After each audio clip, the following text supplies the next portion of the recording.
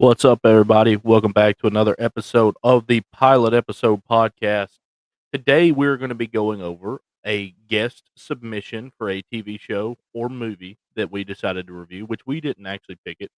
So, fun fact for those of you listening, leave comments. And on our Landman episode every week, we get a random generator and we get one of the movies or TV shows you pick, and we will do that episode or that TV show or movie on this particular podcast of the week.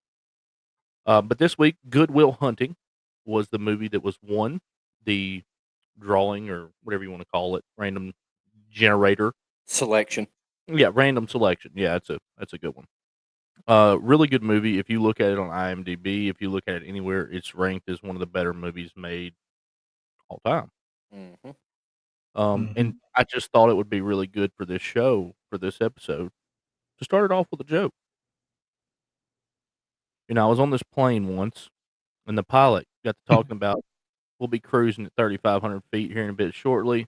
Make sure you fasten your seatbelts. And then he went to hang the mic up, but he didn't. And he said to the other co-pilot, what would be real nice right now is a coffee and a blowjob. Well, everyone in the back hears this. The stewardess starts running to the cockpit to let the pilot know, hey, your mic is still on.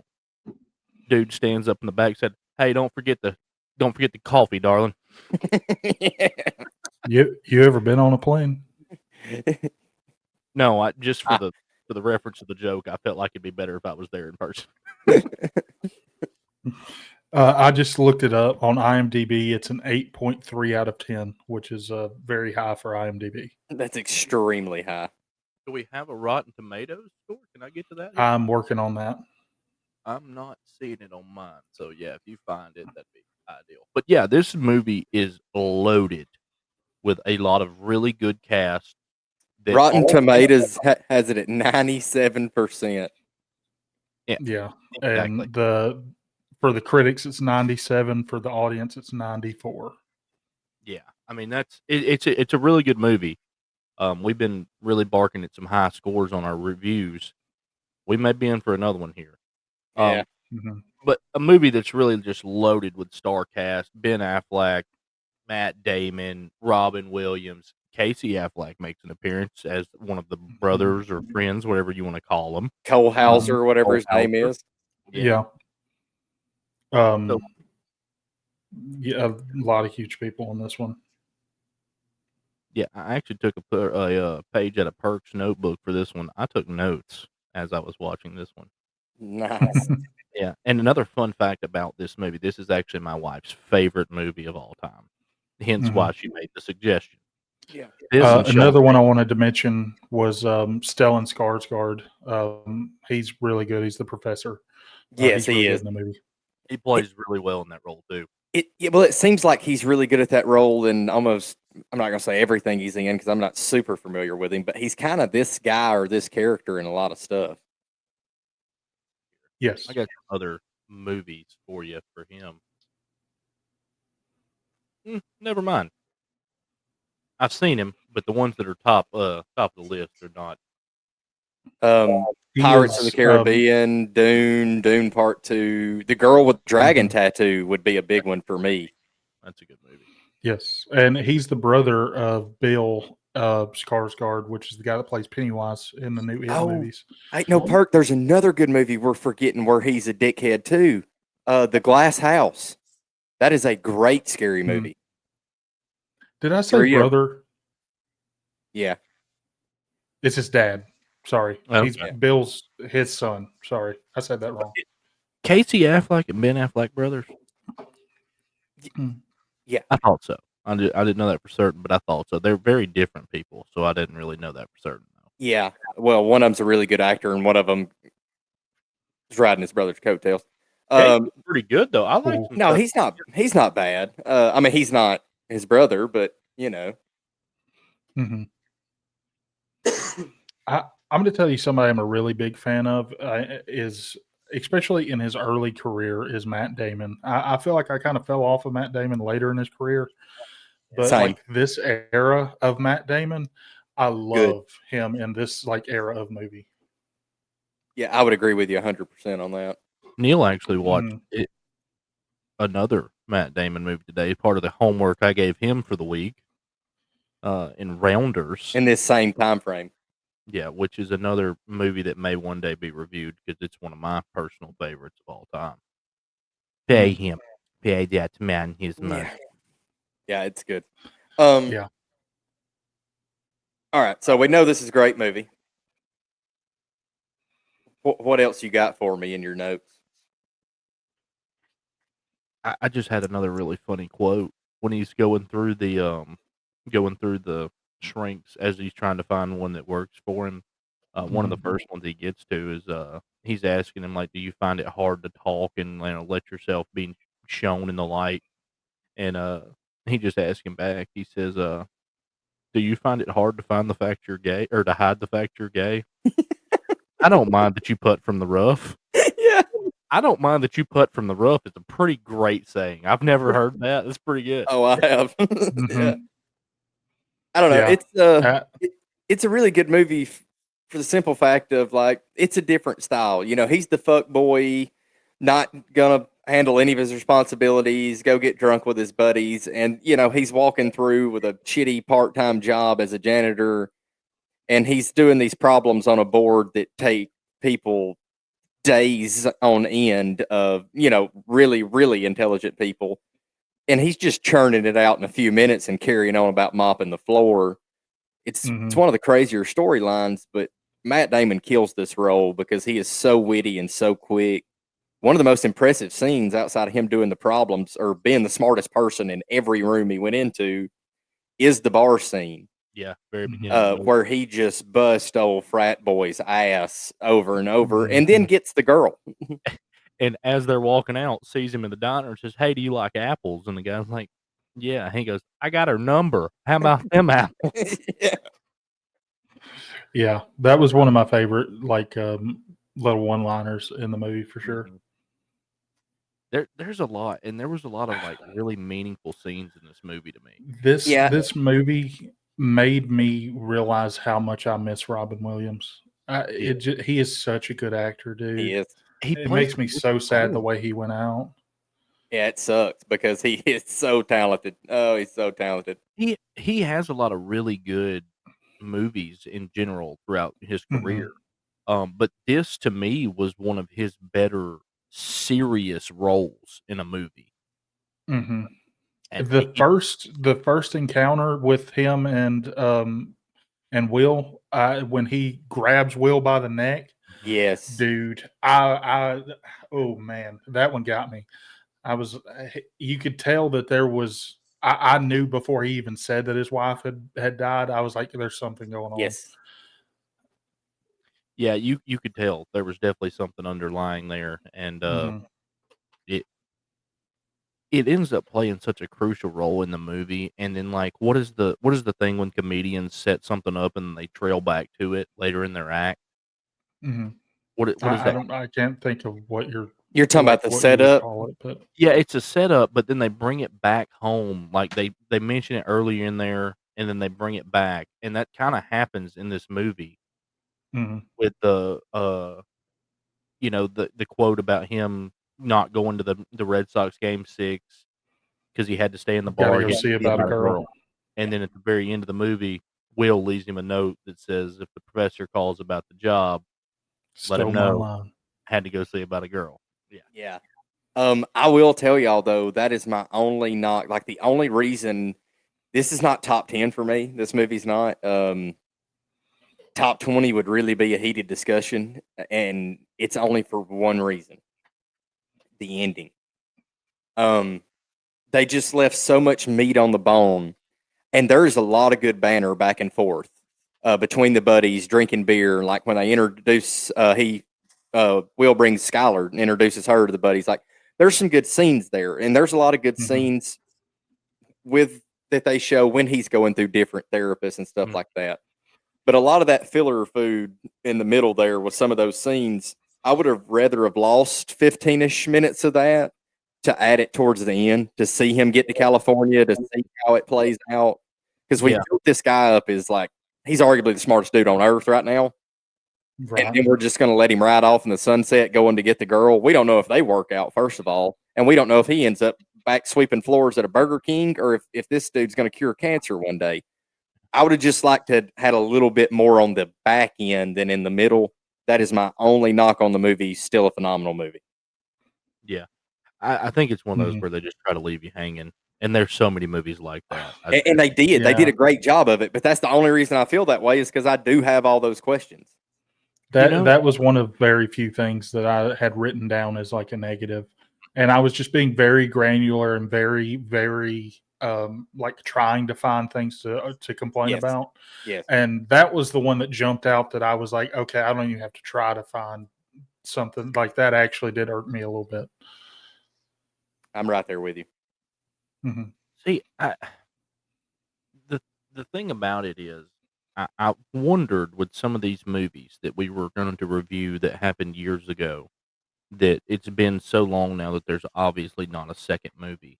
When the director's writing the script, does he try to leave room for a second movie? Is that what takes place in a lot of these? It's possible. And look, back in the 90s when this thing was getting brought about and whatever, that may have been at their first meeting, Drew. That may be what they said. Hey, here's the plan for one, here's the plan for two. And it just one blew up and was so good, it may have became one of those things we don't want to fuck it up. No need to touch it. Was it? Was this a movie? I know that y'all aren't going to know this off the top of your heads, but I wonder if this is a movie that was huge on the box office, or is it one that people found later and became a cult classic? Maybe that's why it didn't get a second movie or whatever. But I just wonder that same thing. Like now that That's you a bring very it up, good point.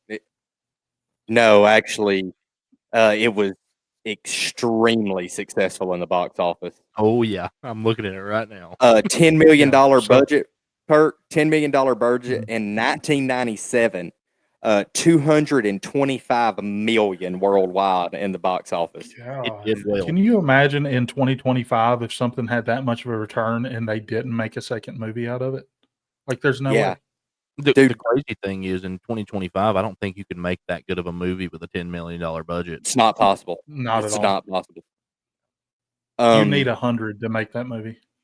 yeah, just the cast alone, which I understand we can't give the cast the same spot they're in now, but just the cast alone for that star-studded of a cast, If you you're at had a 10 cast on the million. same caliber.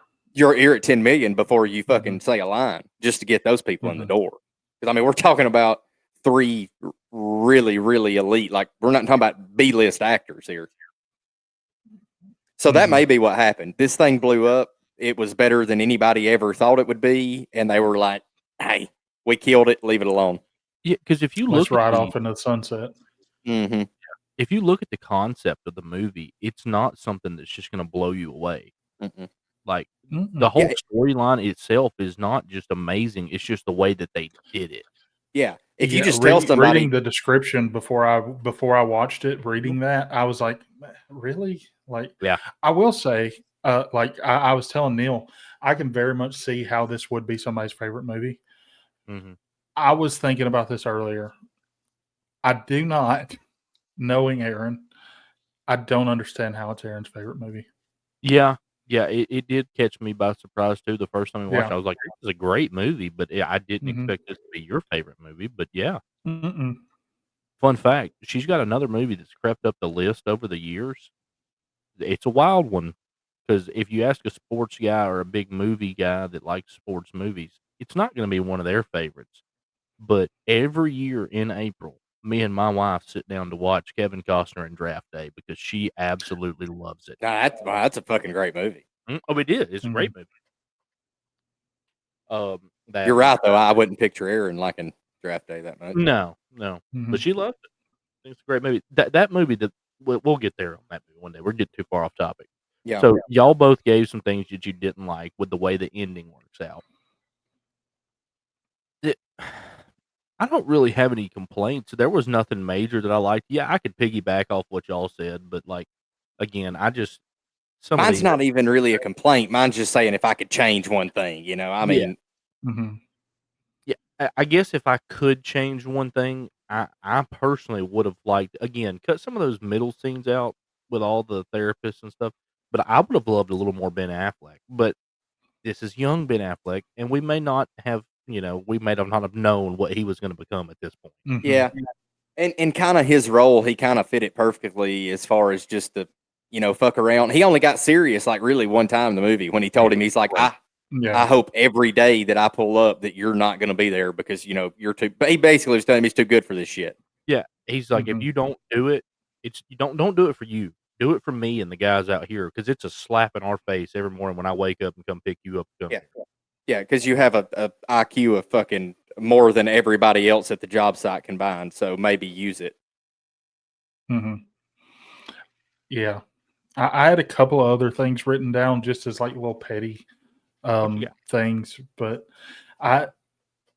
so very early on when they get into that fight on the basketball court, it looks awful. They do not do a good job of making those punches look real. They don't do a good job of choreographing it. It is awful. Yeah, you can tell for sure it's 1997. Yeah. Yes, it's terrible. Like they're moving like at this speed. Yeah, and I'm just like, dude, come on. Yeah, like at least like get a stunt double, somebody you can actually give some body blows to at least. Like that got on my nerves, and that was really, really early in the movie. It was before it had grabbed me, so I was like, "Oh, here we go." I get that. Yeah, I get that. they You were gonna thinking, have what is crap this like low this? budget 1997 horse shit? Yeah, and then the other thing was just runtime. I'm not a big 2-hour plus movie person, like we were talking about. Yeah, we were talking about. I watched Four Christmases because I'd never watched it. It's like an hour and a half flat. I love that. I don't even know if it makes it a full hour and a half. I think with intro and everything, it's an hour and a half. Mm-hmm. This movie's like 2 hours and 12 minutes or something like that. If you can chop 15, 20 minutes off of it, and I feel like you probably could, but that was my only complaints. We contradict on that because the thing to me is a lot of the greats when it comes to movies are 2.5 hours. 2.5 hour mark. Yeah. See, me and Haley in home, we have this debate all the time, and there's a lot of good movies that are an hour and a half, hour and 40 minutes. There's a lot, but when you get into that top 10 list of greats, 2 hours and 5 minutes is really the cutoff to even be in that conversation. When you start looking at stuff like Shawshank, Goodfellas, movies like that, Godfather. It's just the type of person I am. Like if we do a general top 3 list like we did for Christmas movies, if we did a general movies list, my list would be very, very, very different from you guys' list because mine would be a lot of these kind of shorter. I'm more of a get in, get out with movies type of guy. I will say this though, I'm kind of lying because if we did do that general top 3 list, one of my top 3 will only be about an hour and 25 minutes. But it is a one rare exception. I don't mind them. It's not. No, I don't mind. And like I said, there's still some great ones. Mm-hmm. You got to grab my attention. You get my attention, you got me. You get my attention in the first 20 minutes. You got me as long as you need to tell the story, brother. I mean, I'll be there for 3 hours. Say one big exception to that for me is Tombstone. That movie is 2 hours and 10 minutes, and it keeps me the whole time. Yeah. And there's a lot that would. Yes. I'm sure if I dove into it, I would contradict myself all over the place, but it's just kind of what I feel in my heart. Yeah, just what you prefer. Mm-hmm. Speaking of the whole favorite movies things, do we want to set up a special episode, another one of our special episodes for a top movie list of ours? Or maybe next week on Thursday, attach it to whatever our review is. Yeah, that's a good idea. Yeah, let's just do that. Okay. We can do that. Well, we need to rate this thing then, don't we? Yeah, absolutely. Let's get this thing going. First off, on our categories, we have, would you recommend this to friends and family? 5. For me, this is a 5. That's pretty easy 5 for me. For me, I'm not quite going to give it a 5, and I'm going to give it a 4. Just because this is going to sound stupid with the kind of movies that we've covered already, but language, I just thinking about it. Yeah, I get it. Yeah, I mean, it does have some stuff in it. I understand that. Yeah. and it's not. It's just me being a little nitpicky on it to not give it a complete 5 because I feel like we're going to be ranking it really high. Yeah. All right. Second category is the likelihood of you yourself rewatching it. I know I will. So I mean, it's a 5. I mean, I've watched it multiple times in my life. So I mean, that's a 5. Okay. I'm not going to give it a 5 because I'm not running to the TV to watch this thing every year. I mean, I watched it like 4 years ago and I've rewatched it today. So give me like a 3.8. 3.8. I like how the first time we did these rankings, you said we're not going to do halves, and now you're whipping out a Oh, yeah. We're 3.8. decimal pointing this thing, dude. Yeah, we're doing a 0.8. I mean, fuck, a half would have been easier than 0.8. Dude, we got to have a calculator now. I gotta have a calculator anyways. You think I'm Will doing this in my head? No, man. It could fool me. What do you got, Perk?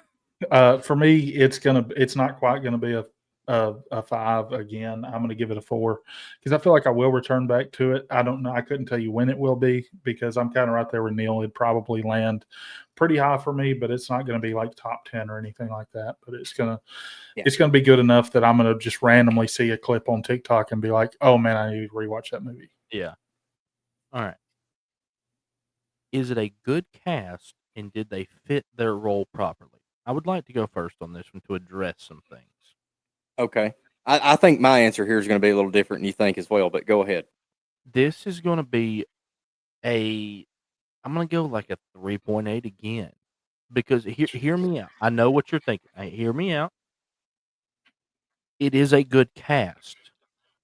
However, this is younger in their careers, which is good. I'll give you, I'll props for picking a good young cast that develops into an even better cast. But my problem is they only really focus on two people who do a great job. We don't get enough of some of the other cast members. Now, they play their roles well. Matt Damon is excellent at Will. Robin Williams is excellent at Sean. They are phenomenal in those roles. However, his girlfriend, to me, not a great cast. She plays the role okay. You took my answer. Yeah. Okay. I'm sorry. I didn't mean to stumble into your answer. But like, there's some things they could have done a little bit better. But again, nitpicky. So 3.8 for me on cast. Okay, I'm a 3 here. Okay. Really, Drew kind of covered everything I said. So like, we have Ben Affleck in this. Really, the major scenes are all Robin Williams, Matt Damon. Again, great movie, so the cast should be better. All these people blew up after the fact, or they were on the way up. I understand that. So we can't rate them for they're at, but like the female role in Skylar in the late 90s, they had, and I understand $10 million budget, but in the late 90s, do y'all understand some of the iconic women actresses that we had running around? Like Halle Berry could have played this role. We could have went Jennifer Love Hewitt in every high school movie there was back then in that time. Like we could have went a lot of directions here. And I could keep naming females, but we ended up with her, and she's not bad. I'm not telling you she's not bad. I'm just saying we could have done a lot better. I don't know how much stuff she'd been in, but Allie Larder would have been 21 at this point. Yeah. Again, we could go like, dude, if you just look in the 90s, like you have a young Julia Roberts then, a young Sandra Bullock, a young Meg Ryan, a young Demi Moore, a young Drew Barrymore in that role might have been kind of a cool little twist on it. Like you could have went a lot of directions with some pretty damn big names at that point in time that we just kind of under-succeeded there. I feel like what they went for on her was the accent. Like that's just what got her the role. Yeah, and that's fair, but and again, I'm not shitting on her. It sounds like I'm shit talking her, but I'm not. I'm just saying. Yeah. I enjoyed her more than I'm guessing you did. Like especially like the scene where she meets the guys. Like that one, I feel like she actually kind of fit in there.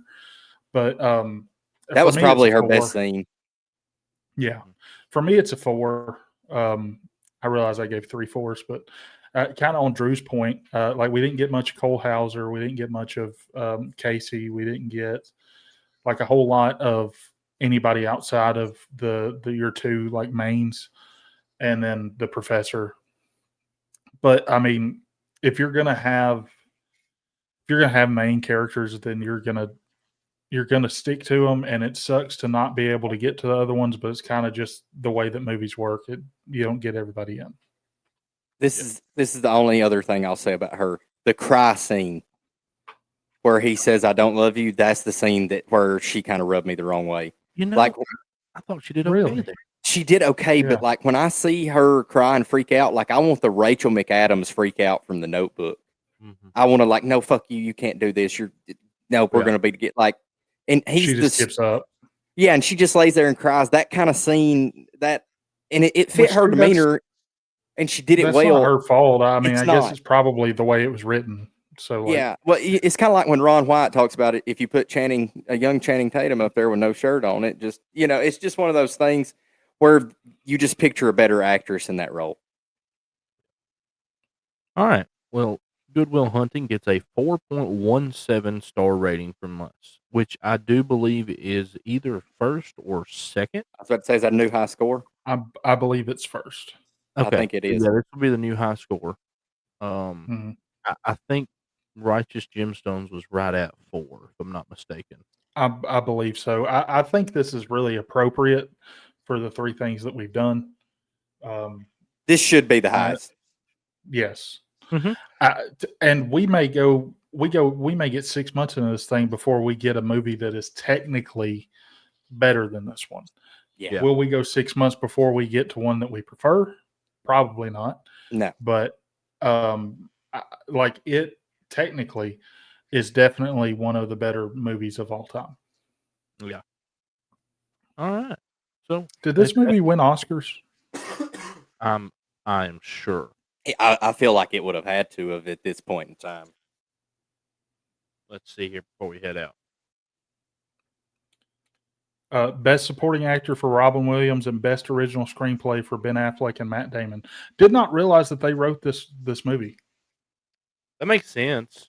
Didn't either. They write a lot of movies, but I did not know that. I didn't know they were in '97. Yeah. Yeah, this was very. I wonder if this is their first one writing together. Writing together, possibly. It is very possible. Well, hey, hats off to them. That's impressive. Absolutely, especially at that young age too. That's probably why your budget was $10 million. Oh yeah, they were out on a limb, begging, telling people they were going to make it work, and how they convinced Robin Williams. And honestly, I have no idea. I should have knew that before, because that's why they got that female role. Yeah, they couldn't call those people we were talking about. They didn't have a leg to stand on. Yeah, look her up. And she doesn't have a lot of juice when it comes to a lot of shows or movies she's in. They might have knew her from down the block. She also may have got paid from that and said, "We'll see you. I'm going to the house." It's possible, and that explains them finding this young cast that we were talking about blowing up. It was just all their buddies, probably. Yeah. Ben was like, "Come on, brother, you're in the show. Hey, we got to have somebody. Come on." Yeah. All right. Well, that's going to do it. Y'all got anything else that y'all want to add on Good Will Hunting before we head out? Good movie. Enjoyed doing it. Not that I can think of. All right. Well, make sure you like, share, subscribe, and comment. Make sure to let us know what TV show or movie we need to do next week, and it will be in the random generator for the Landman episode. We'll draw it then, and we will let you know. We'll see you guys then. And, yeah, that's it. Neil? We'll see.